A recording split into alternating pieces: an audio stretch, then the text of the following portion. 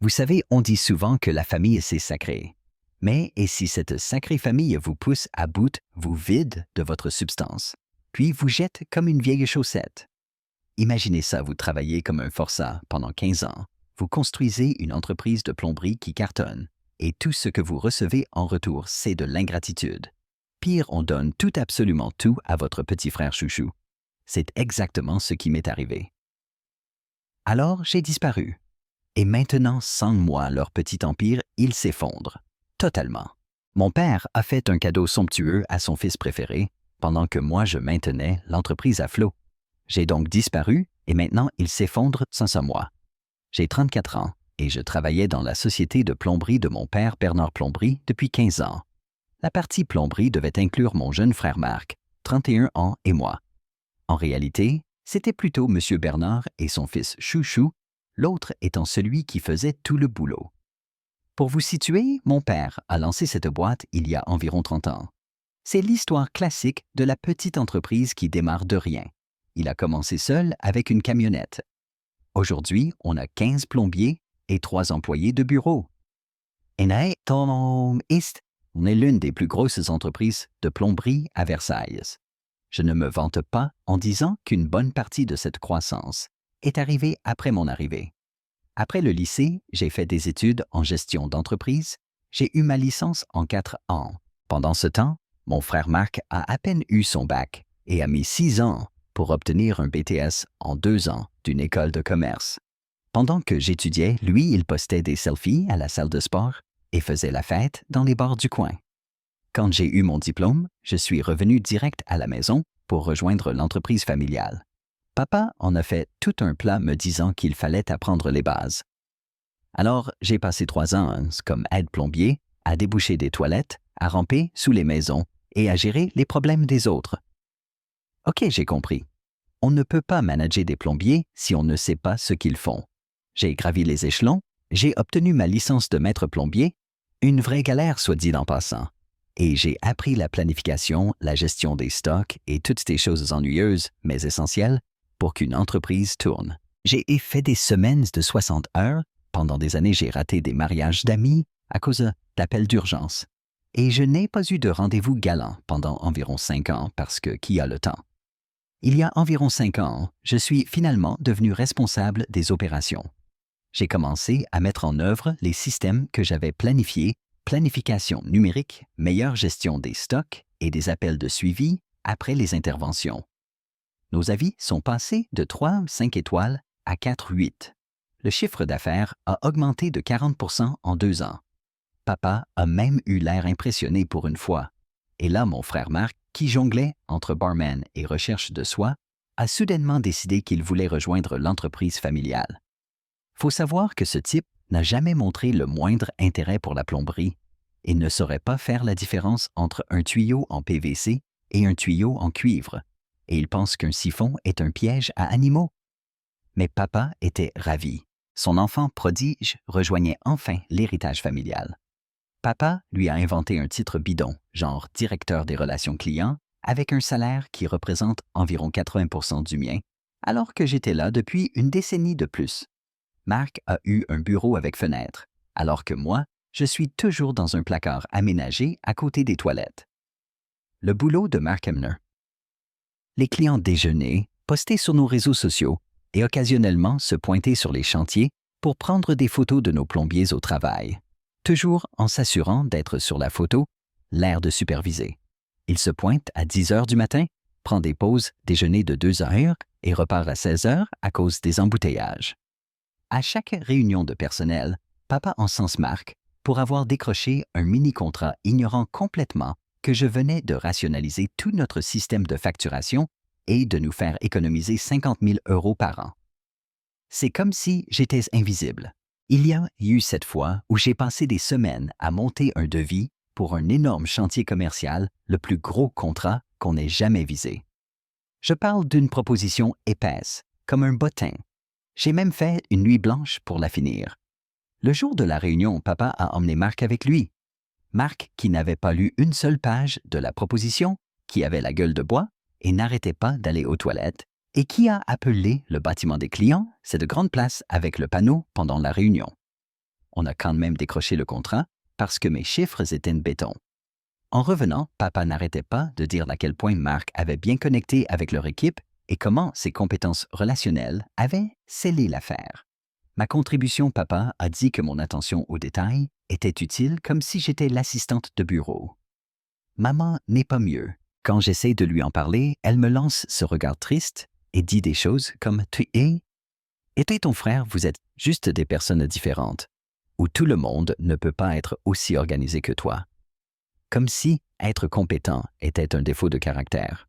Un jour, j'ai surpris papa en train de parler à Marc dans son bureau. La porte n'était pas complètement fermée. Papa parlait de planification de la succession, disant des choses comme « Quand tu reprendras la boîte » et demandant à Marc s'il voulait commencer à apprendre le côté financier. Mon nom n'est pas apparu une seule fois, même pas comme « Peut-être que ton frère pourra t'aider avec la compta ». L'entreprise que j'ai aidé à bâtir l'entreprise à laquelle j'ai donné toute ma vie d'adulte, et je ne suis même pas considéré comme un propriétaire potentiel, juste le cheval de trait qui fait tourner les choses pendant que Marc récolte toute la gloire. J'ai gardé la tête basse et j'ai fait le boulot. De toute façon, je ne pouvais rien y faire. Il y a environ 9 mois, notre assistante administrative a démissionné. Elle était avec nous depuis environ 5 ans, mais elle a eu une meilleure offre ailleurs. Papa a décidé qu'il fallait embaucher quelqu'un avec plus d'expérience en gestion de bureau, vu qu'on grandissait. Entrée Chloé, 29 ans. Dès qu'elle a franchi la porte pour son entretien, quelque chose a cliqué pour moi. Elle avait cette démarche assurée, des cheveux foncés, toujours en chignon soigné, et des yeux verts qui semblaient transpercer tout le non-sens des entreprises. Elle n'était pas du genre modèle Instagram que Marc préfère habituellement, mais elle était belle d'une manière élégante et bien mise. Son CV était impressionnant, un diplôme de commerce, de l'expérience en gestion de bureau pour des entreprises bien plus grandes que la nôtre et toutes sortes de certifications en logiciels de comptabilité. Papa a été assez impressionné pour l'embaucher sur le champ, ce qu'il ne fait jamais. Sa première semaine, elle a complètement réorganisé notre système de classement qui n'avait pas été touché depuis les années 90. La deuxième semaine, elle a trouvé environ 20 000 € de factures oubliées de l'année précédente et les a fait encaisser. La troisième semaine, elle a tenu tête à mon père à propos de notre système de planification préhistorique et l'a convaincu d'investir dans le logiciel que je réclamais depuis des années. J'étais littéralement amoureux. On a commencé à déjeuner ensemble dans la salle de pause. Au début, on parlait juste boulot, mais ensuite, on a découvert qu'on aimait tous les deux les mêmes podcasts de True Crime. J'ai découvert qu'elle adorait la randonnée, ce que je faisais aussi. Après, c'était des films, les livres et tout ça. C'était tellement facile de lui parler. Pas comme ces rendez-vous Tinder gênants où tu essaies de trouver quelque chose à dire. Après quelques mois de déjeuner, j'ai finalement pris mon courage à deux mains pour l'inviter pour de vrais genres. Dîner le vendredi soir dans ce nouveau restaurant thaïlandais du centre de Versailles. Le jardin thaïlandais, pas la salle de pause avec nos tristes déjeuners en Tupperware. Elle a dit oui tout de suite avec un sourire qui m'a fait sentir que peut-être je n'étais pas juste le paillasson de la famille. On a fixé ça pour le vendredi suivant. J'étais bêtement excité. Je me suis même surpris à siffloter en réparant un évier sur un chantier, ce qui a clairement perturbé l'apprenti qui travaillait avec moi. Je n'ai parlé de nos projets de rendez-vous à personne au travail. Ma famille a un talent spécial pour gâcher tout ce qui m'arrive de bien. Alors, j'ai préféré garder le silence jusqu'à ce que les choses deviennent plus sérieuses. Grosse erreur. 2 jours avant notre rendez-vous, je reviens d'un chantier et j'entends Chloé rire dans le couloir. Ce rire authentique que j'avais mis des semaines à mériter. Mais elle ne riait pas de quelque chose que j'avais dit. Elle riait de quelque chose que Marc avait dit. Je tourne le coin et je les vois debout bien trop près l'un de l'autre, près de la machine à café. Marc faisait sa pose signature, appuyé contre le mur, l'air de dire « Regardez comme je suis cool ». Il lui montrait quelque chose sur son téléphone et elle avait l'air vraiment intéressée par toutes les bêtises qu'il débitait. Et Louis a lancé Marc en me voyant avec cette fausse voix de frère qu'il utilise quand il y a d'autres gens. Je montrais juste à Chloé mes photos de kayak du week-end dernier. Du kayak Marc, le type qui se plaint s'il doit marcher de sa voiture à un restaurant quand il pleut. Le type qui m'a demandé une fois s'il y avait des trucs de poisson dans la rivière près de chez nous. Depuis quand il fait du kayak, Chloé m'a souri, mais ce n'était pas le même sourire. C'était juste polyprofessionnel, le genre que tu donnes à un collègue, pas au gars avec qui tu es sur le point d'avoir un rendez-vous. J'ai eu l'estomac noué. Ce sont des photos incroyables, a dit Chloé se retournant vers Marc. J'ai toujours voulu essayer le kayak, mais je n'en ai jamais eu l'occasion. Tu devrais venir avec moi un de ces jours, a dit Marc, affichant ce sourire stupide, qui bizarrement marche sur les femmes. J'y vais presque tous les week-ends quand il fait beau, c'est très paisible sur l'eau. Ce type n'a jamais fait de kayak de sa vie. Le plus proche qu'il ait été d'un sport nautique, c'est de boire une bière sur le bateau de quelqu'un. Mais là, il était Monsieur plein air tout d'un coup. Ce serait génial, a dit Chloé. Et elle le pensait vraiment, je pouvais le sentir. Elle s'est tournée vers moi. Louis, je ne savais pas que ton frère était si branché activité de plein air. Moi non plus, ai-je marmonné. Mais ils étaient déjà en train de faire défiler son téléphone qui, je vous le garantis, contenait des photos de kayak en stock ou des images qu'il avait trouvées en ligne. Le lendemain, Chloé m'a attrapé seule dans la salle de pause. Mon cœur a un peu bondi, pensant que l'interaction de la veille n'était peut-être rien. À propos de vendredi, a-t-elle commencé? Et j'ai immédiatement su ce qui allait arriver. Je suis vraiment désolé, mais je dois reporter. Quelque chose est arrivé. Quelque chose est arrivé est le code universel pour « J'ai trouvé une meilleure offre ». Et dans ce cas, la meilleure offre était clairement mon frère. Pas de problème, ai-je dit en essayant d'avoir l'air désinvolte. Peut-être une autre fois. Définitivement, a-t-elle dit avec un sourire qui n'atteignait pas ses yeux. Le genre de sourire qui dit que ça n'arrivera jamais.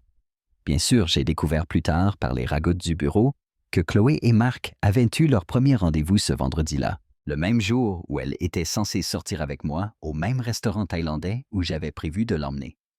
La semaine suivante fut une torture. Marc se pavanait dans le bureau comme s'il avait gagné à la loterie. Chloé rougissait chaque fois qu'il passait devant son bureau. Les conversations chuchotées qui s'arrêtaient quand j'entrais dans la pièce et Marc mentionnant nonchalamment leur rendez-vous à la réunion du personnel. Je me sentais comme une merde. Chaque fois que j'essaie de construire quelque chose pour moi-même, Marc intervient et s'en empare comme si ça n'avait jamais été à moi dès le départ. Et bien sûr, ça a empiré. Maman l'a tout de suite appris, parce que Marc lui raconte tout. Elle a appelé ce week-end-là, tout excitée. « As-tu rencontré cette Chloé que Marc voit? Il dit qu'elle est juste merveilleuse, tellement brillante et jolie. Elle travaille dans ton bureau. C'est notre responsable de bureau, ai-je dit platement. Eh bien, c'est sympa ça, non? Marc dit qu'elle est très intelligente, organisée aussi. On dirait qu'elle et Marc ont tellement de choses en commun. Ils n'ont rien en commun, sauf peut-être d'exister sur la même planète. Mais bien sûr, maman, ce sont des âmes sœurs.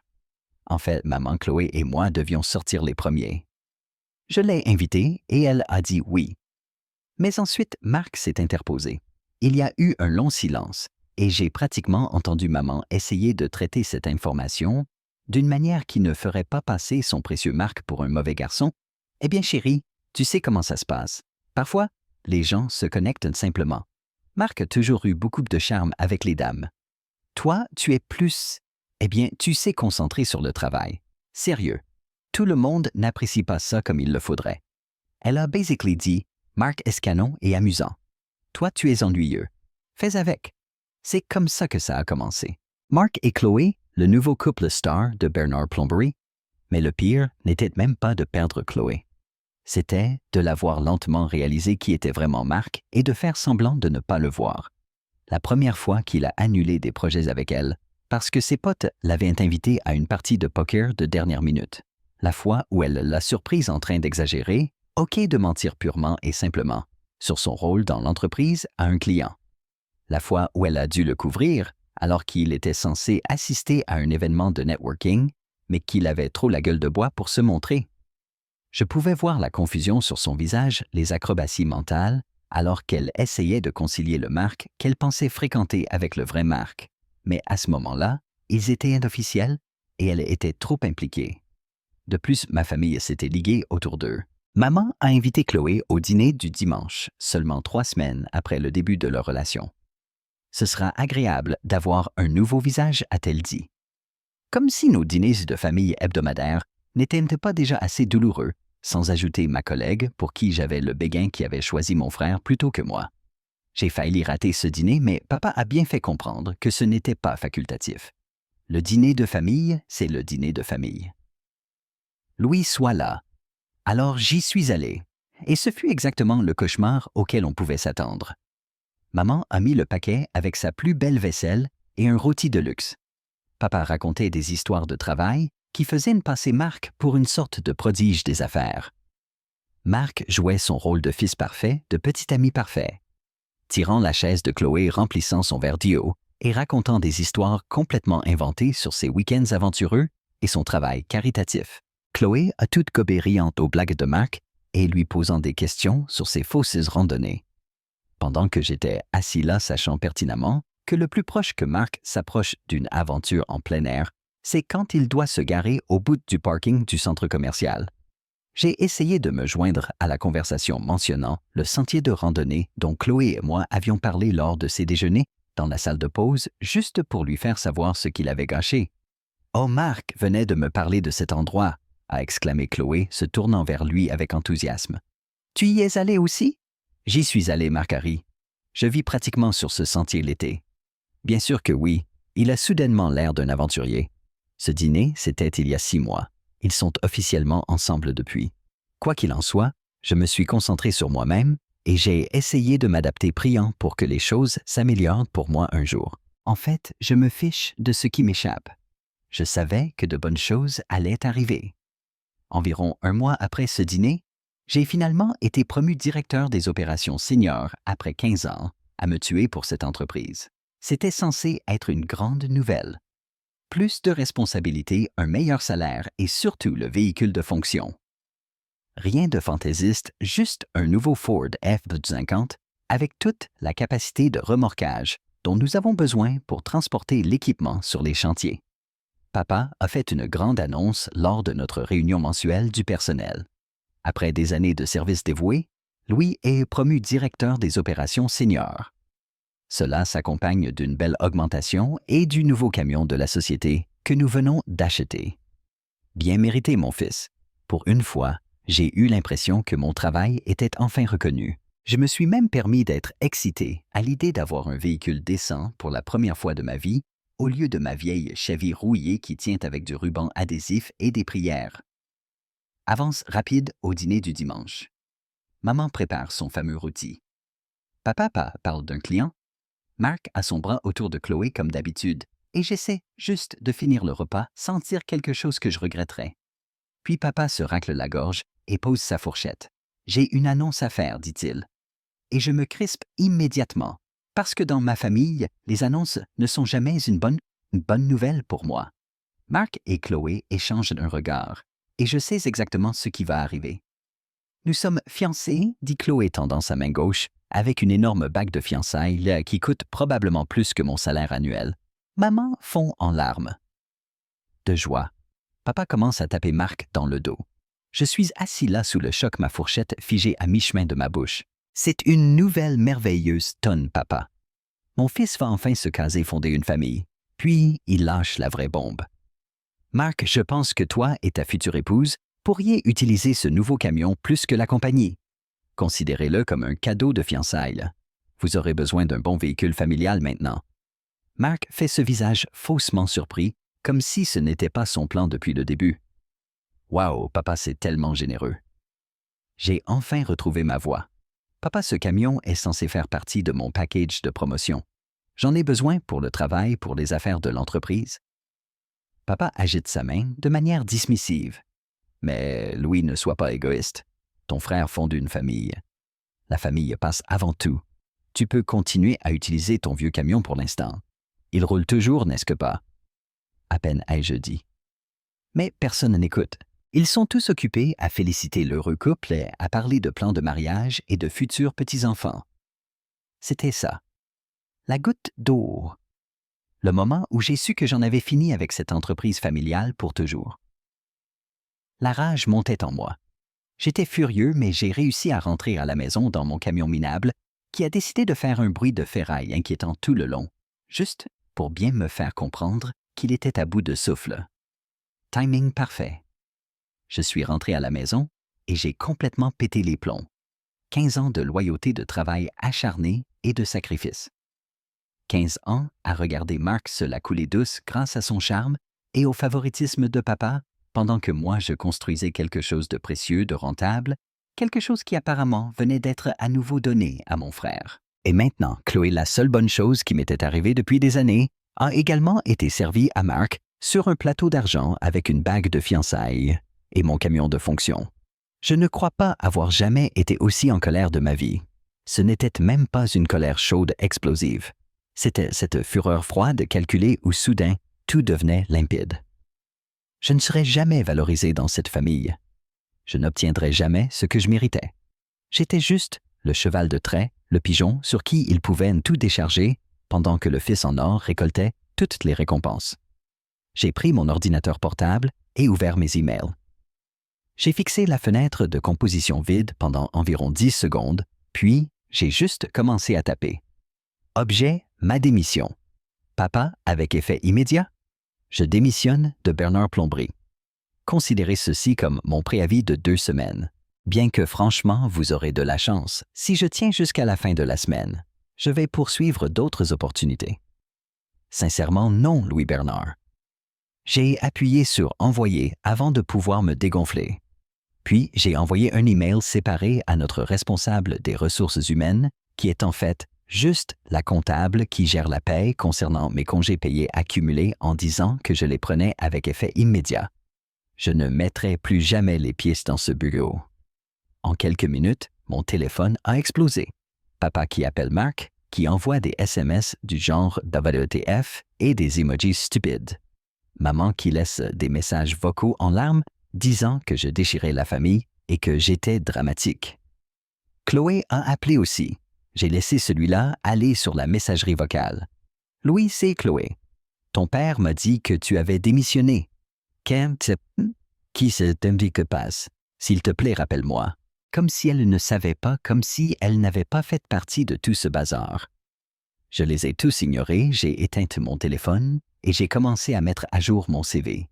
J'en avais fini avec eux, fini d'être le cheval de trait de la famille, fini de regarder Mark tout obtenir sans effort pendant que je me tuais à la tâche pour des miettes de reconnaissance. Papa s'est pointé à mon appartement le lendemain matin à 7 heures, cognant à la porte comme s'il essayait de l'enfoncer. « C'est quoi ce bordel, Louis » a-t-il hurlé quand j'ai enfin ouvert, toujours en pyjama, et pas du tout prêt pour cette confrontation? Tu démissionnes par email après tout ce que cette famille a fait pour toi. J'ai carrément ri au nez. Fait pour moi. Vous voulez dire comme me payer moins que le prix du marché pendant 15 ans, pendant que Mark reçoit des primes juste pour se pointer au travail, ou comme me promettre un véhicule de fonction dans le cadre de ma promotion, et ensuite le donner à Mark comme cadeau de fiançailles. C'est différent, a bafouillé papa, son visage virant au rouge.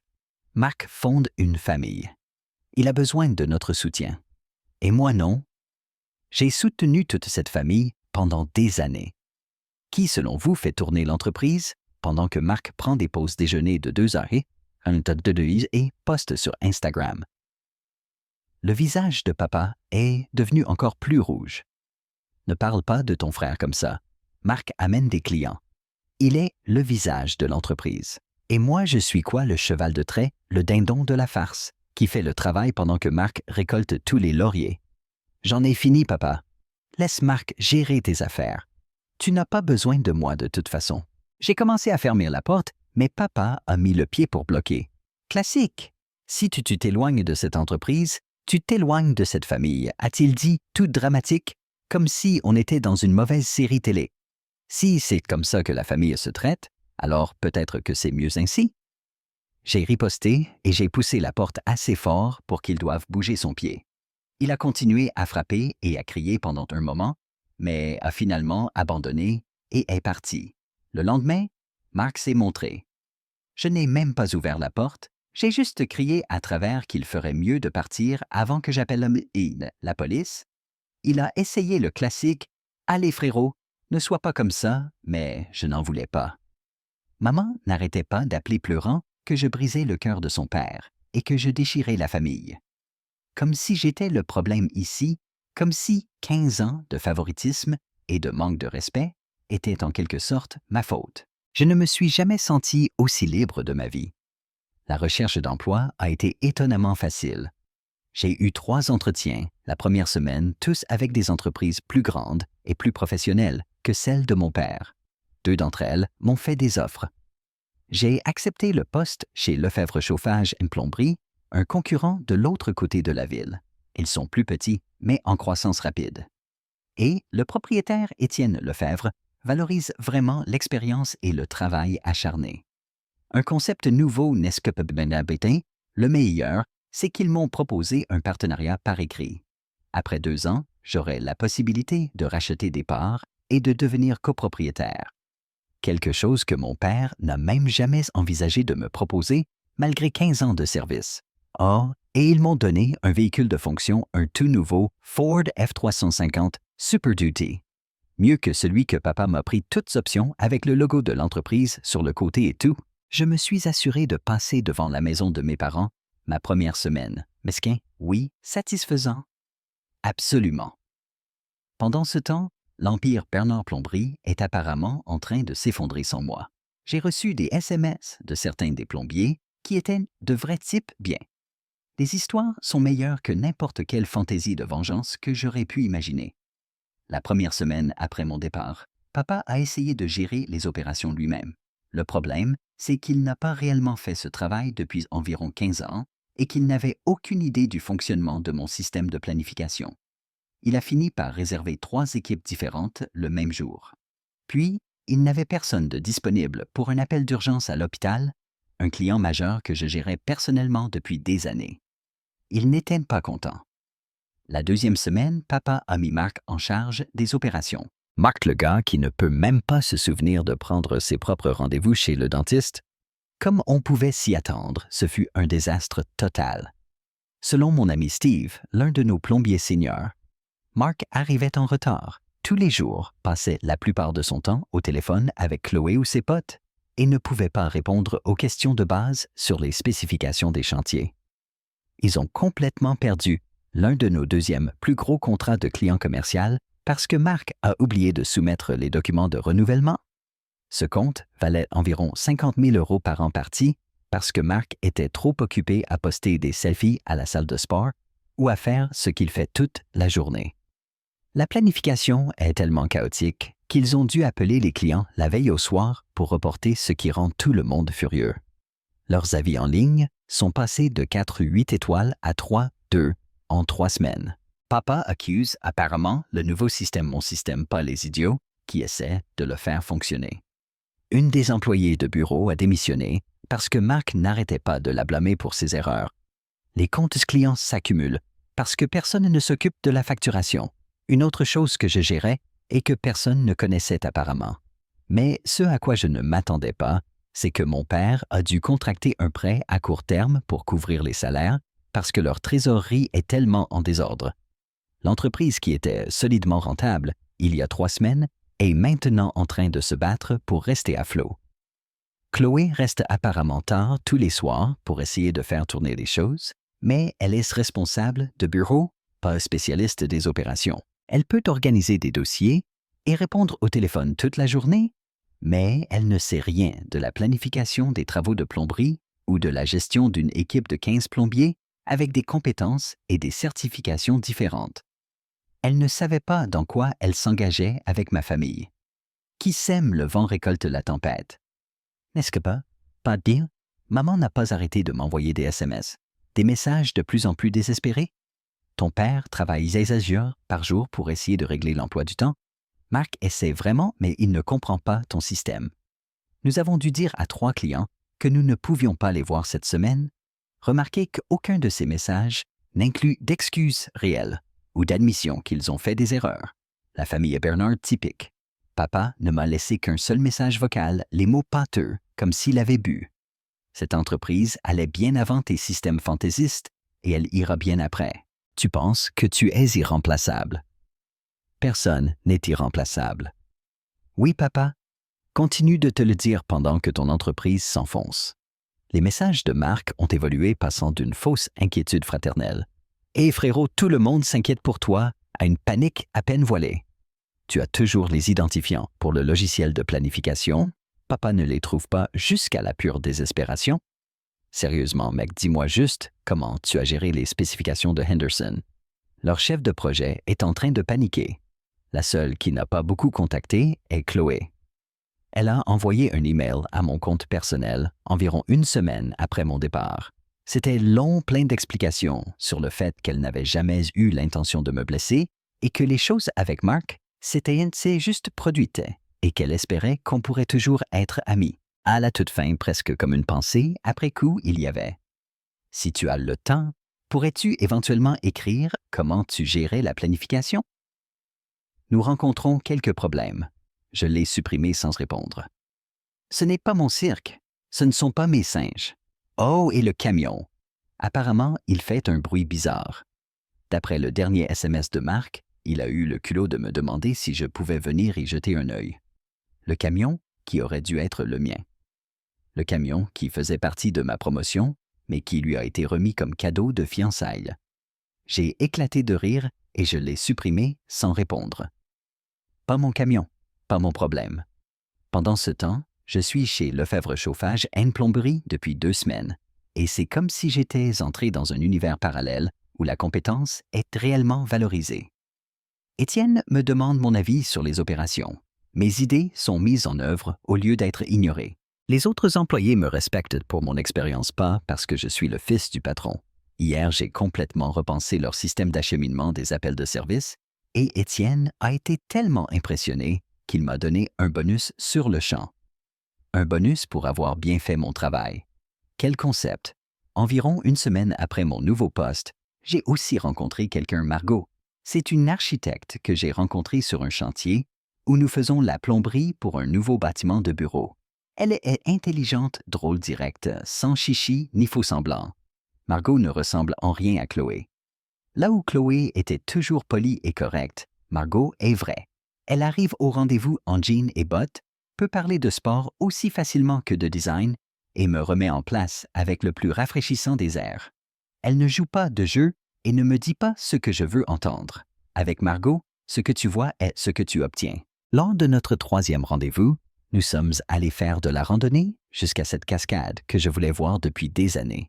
Juste 2 personnes qui apprécient sincèrement la compagnie l'une de l'autre. Je lui ai montré quelques-uns des SMS désespérés de ma famille, et elle a juste secoué la tête. Ils avaient de l'or et l'ont traité comme de la boue. Leur perte mon gain. Puis elle m'a embrassé et j'ai oublié tout de l'entreprise familiale pour le reste de la journée et peut-être même pour des mois. Ce week-end, Margot et moi étions à la quincaillerie pour acheter des choses pour la rénovation de ma salle de bain quand je les ai repérés. Marc et Chloé. Super. Juste au moment où je profitais d'un samedi normal avec ma copine Margot, m'a serré la main quand Chloé nous a remarqués et a appelé. Marc s'est retourné l'air de préférer être n'importe où ailleurs. Hé frérot, j'ai été bref. Les yeux de Chloé sont immédiatement allés sur Margot, puis sur nos mains jointes. Comment ça va? Bien, vraiment bien. Voici Margot, ai-je dit les présentant regardant Chloé la jauger. Margot, championnet absolue, a souri et leur a serré la main. Ravi de vous rencontrer tous les deux. J'ai beaucoup entendu parler de vous. Le regard de panique sur le visage de Marc, inestimable. On rénove la salle de bain de Louis, a expliqué Margot, quand Chloé a posé des questions sur nos achats. Je suis architecte et je m'occupe de la conception. Une architecte. C'est impressionnant, a dit Chloé, l'air soudainement gêné. Je suis responsable de bureau dans l'entreprise de ma famille, ai-je ajouté. Parce que pourquoi ne pas tordre le couteau un peu plus? Il s'est avéré qu'ils étaient là à cause du camion. Vous savez, ils continuaient de faire des bruits bizarres et Marc ne savait pas comment le réparer. Je n'ai pas pu résister. Le camion de l'entreprise, celui qui était censé être le mien. Marc a eu la décence d'avoir l'air embarrassé. Oui, celui-là. Il n'a même pas regretté ce qu'il avait fait. Margot, toujours la pro, a habilement créé une stratégie de sortie avec de fausses réservations de dîner. Alors que nous nous apprêtions à partir, Chloé a hésité. Je peux avoir un moment seul. Margot m'a jeté un regard interrogateur, mais j'ai hoché la tête. Elle m'a serré la main avant de s'écarter. Chloé a soupiré l'air plus fatigué que je ne l'avais jamais vu. Les fiançailles. On prend notre temps. Traduction, les vraies couleurs de Marc se montraient. L'entreprise n'est plus la même sans toi. Apparemment, ils avaient embauché 2 personnes pour me remplacer et ils étaient toujours à la traîne. Marc, il est différent depuis ton départ. Oui, devoir réellement travailler pour une fois dans sa vie, ça fait ça, ai-je dit. Elle a changé de position avec gêne, glissant ses cheveux derrière son oreille. Je voulais juste dire que je suis désolé d'être venu entre toi et ton frère. J'ai presque ri non pas de manière méchante, mais de manière « Wow, tu n'as vraiment rien compris. Chloé, tu n'étais pas le problème. Tu n'étais qu'un symptôme d'un problème bien plus grand. Ma famille ne m'a jamais valorisé. » Le camion. C'était juste la goutte d'eau. Dregio, qui a fait déborder le vase. Elle s'est mordu la lèvre, jetant un coup d'œil à Margot. Elle a l'air gentille. Vous allez bien ensemble? Oui, on va très bien, ai-je dit, sans hésitation. Elle me voit tel que je suis. Chloé a hoché la tête, comme si elle comprenait, mais je n'étais pas sûr qu'elle comprenne vraiment. De toute façon, je ne suis pas resté pour expliquer. En rentrant chez moi, mon téléphone a sonné. Maman. Je ne sais pas pourquoi j'ai répondu. Elle a semblé choquée que je décroche, mais s'est vite ressaisie, se lançant directement dans le chantage affectif. Il me manquait. L'entreprise était en difficulté. Marc était débordé. Les dîners du dimanche n'étaient plus les mêmes sans moi. Je l'ai laissé divaguer, attendant la demande inévitable. Tu devrais passer bientôt. Peut-être qu'on peut arranger les choses. Je suis occupé tous les dimanches dans un avenir prévisible, lui ai-je dit, en gardant ma voix calme.